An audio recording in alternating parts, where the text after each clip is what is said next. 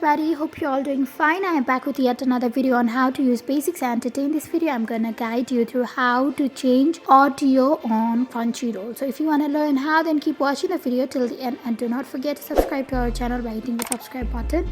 Also press on the notification bell icon so that you'll never miss another update from us. Now, in order to change your audio on Crunchyroll videos, first of all, go ahead and tap on Crunchyroll application. After you do that, you'll be appeared with the screen on your mobile phone. So go ahead and tap on account, which is in the bottom right corner.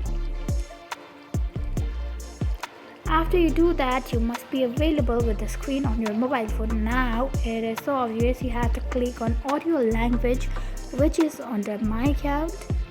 So click on it. Now you will be available with several audios on your screen. So after you choose any random audio, then click on next.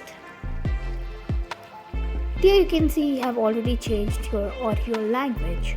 So that's how quick and easy it was. I hope you found the video to be helpful. If you did, go ahead and give us a thumbs up. Comment down below in the comment section if you have a comment or feedback for us. I'll soon be back with more tutorial like this. Goodbye till then.